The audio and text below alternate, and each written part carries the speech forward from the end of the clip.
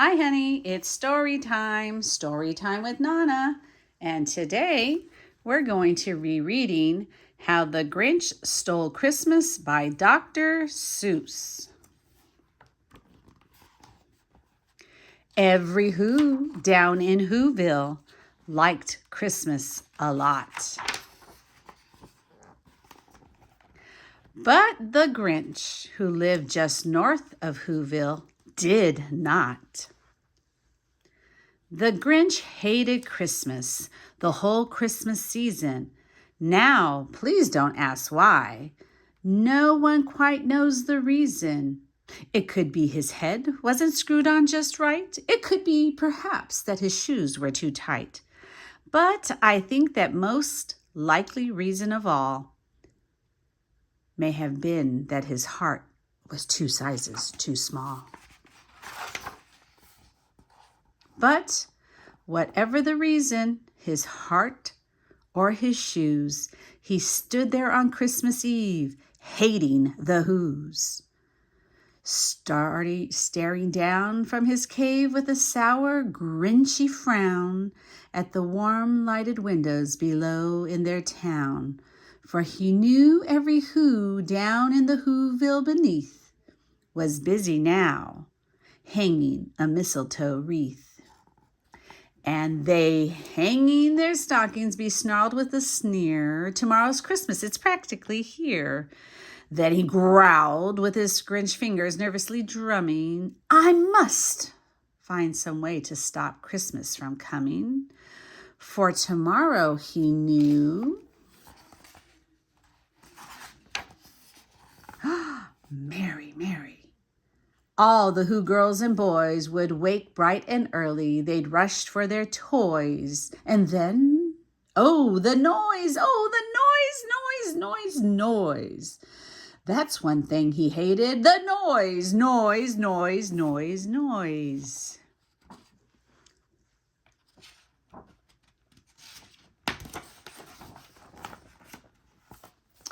Then the Whos, young and old, who sit down to a feast, they'd feast and they'd feast and they'd feast. They would feast on Who pudding and rare Who's roast beef, which was something the Grinch could stand in the least. And then they'd do something he liked least of all. Every Who down in Whoville, the tall and the small, would stand close together with Christmas bells ringing. They stand hand in hand and the Whos would start singing. They'd sing and they'd sing and they'd sing. And the more the Grinch thought of the Who Christmas sing, the more the Grinch thought, "I must stop this whole thing. Why? For 53 years I've put up with it now. I must stop this Christmas from coming. But how?" Then he got an idea, an awful idea. The Grinch got a wonderful, awful idea. "I know just what to do," the Grinch laughed in his throat, and he made quick Santa Claus hat and coat. And he chuckled and clucked, "What a great Grinchy trick. With this coat and this hat, I look just like Saint Nick. All I need is a reindeer." The Grinch looked around, but since reindeer are scarce, there was none to be found. Did that stop the old Grinch? "No," the Grinch simply said. "If I can't find a reindeer, I'll make one instead." So he called his dog Max, and he took some red thread, and he tied a big horn on the top of his head. Then he loaded some bags and some old empty sacks on a ramshackle sleigh, and he hitched up old Max. Then the Grinch said, "Giddy up!" and the sleigh started down towards the homes where the Whos lay a snooze in their town. All their windows were dark, quite snow filled the air. All the Whos were all dreaming sweet dreams without care. When he came to the first little house on the square, "This is stop number 1, the Grinchy Claus hissed. And he climbed to the roof, empty bags in his fists.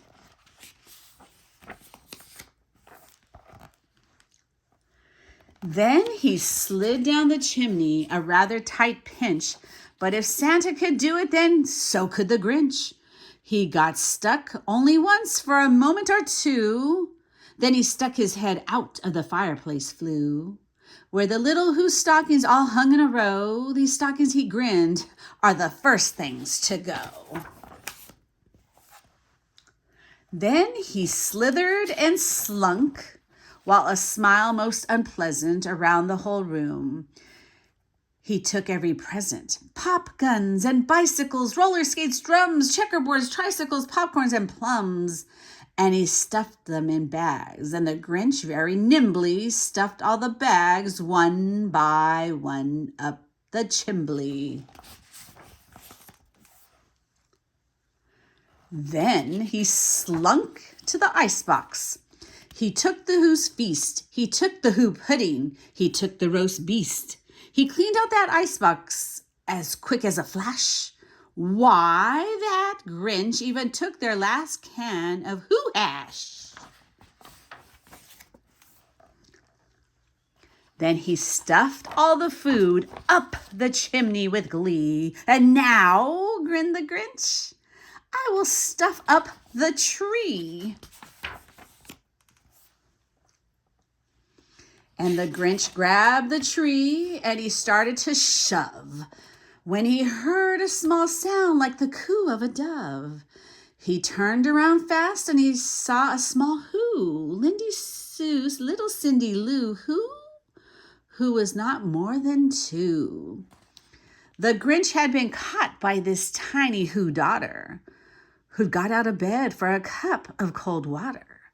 She stared at the Grinch and said, "Santa Claus, why? Why are you taking our Christmas tree? Why?" But you know that old Grinch was so smart and so slick. He thought up a lie and he thought it up quick. "Why, my sweet little tot," the fake Santa Claus lied, "there is a light on this tree that won't light on one side. So I'm taking it home to my workshop, my dear. I'll fix it up there, then I'll bring it back here." And his fib fooled the child, then he patted her head, and he took her a drink and he sent her to bed. And when Cindy Lou Who went to bed with her cup, he went to the chimney and stuffed the tree up. Then the last thing he took was the log for their fire. Then he went up the chimney himself, the old liar. On their walls he left nothing but hooks and some wire. And the one speck of food that he left in the house was a crumb that was even too small for a mouse.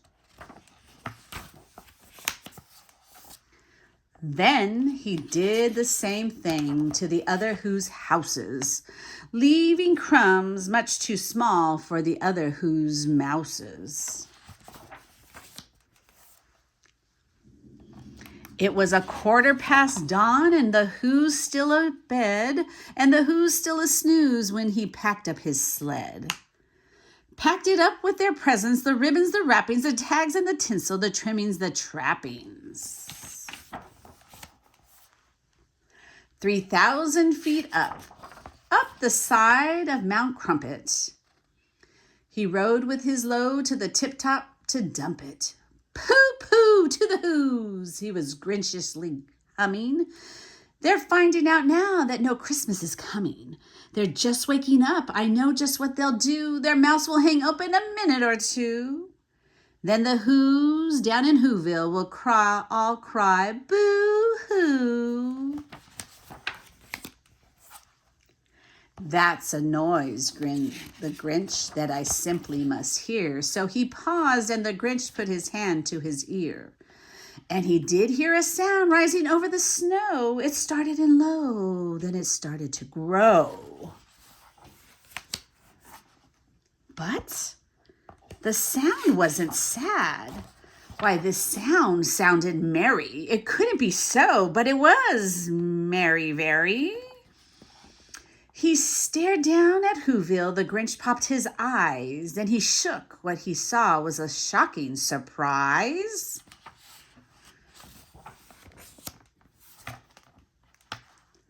Every Who down in Whoville, the tall and the small, was singing without any presents at all. He hadn't stopped Christmas from coming. It came. Somehow or other, it just came to be the same.